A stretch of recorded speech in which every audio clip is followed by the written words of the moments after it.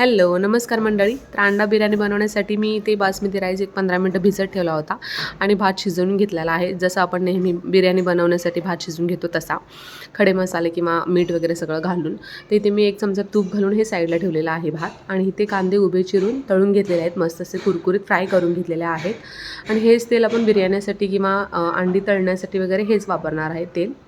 आता हे म्हणजे कुरकुरीत झालेला कांदा मी साईडला काढून घेतला आहे. इथे मी एक 7 अंडी घेतलेत गावठी.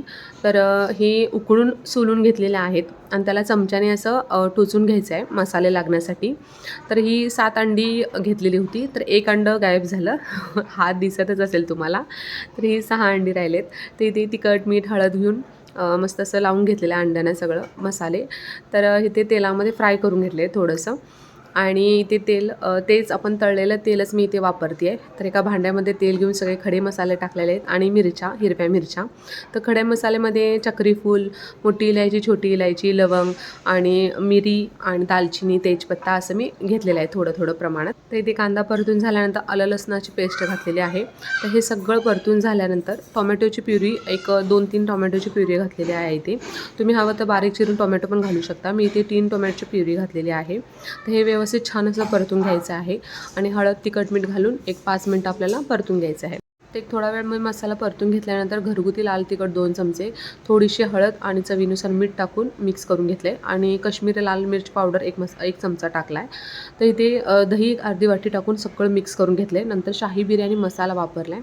तर हे सगळं मिक्स करून थोडंसं पाणी ॲड केलं होतं आणि एक 5 मिनटं मी झाकण ठेवून शिजून घेतला होता हा मसाला.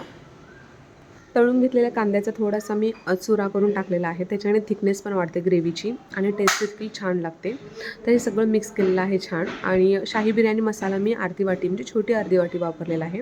हे मिक्स करून झाल्यानंतर अंडी आपण जी फ्राय करून घेतली होती ती ॲड करायची आहे त्याच्यात. तर 2 अंडी मी चिरून टाकलेत, बाकीची अंडी उभी अशीच टाकलेत अख्खी.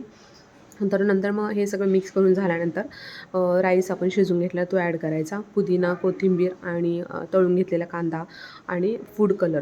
तर हे सगळं मी सजवलेलं आहे छान असं. आणि तर दम देण्याचे प्रोसेस बऱ्याच आहेत. पीठ लावून साईडनं भांड्याला पीठ लावून वगैरे दम दिला जातो. तर मी तसं काही नाही केलं.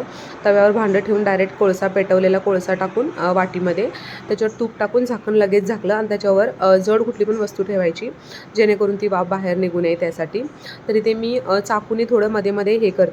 आतली वाफ वरपर्यंत येण्यासाठी ते चाकूनी मध्ये मी होल करत होती. तर फूड कलर ऑप्शनल आहेत. कलरफुल बिर्याणी पाहिजे असेल तर वापरू शकता, नाही वापरले तरी काही हरकत नाही. तर अशा पद्धतीने तुम्ही ही बिर्याणी नक्की करा. अंडा बिर्याणी मस्त लागते, टेस्टला तर खरंच छान लागते.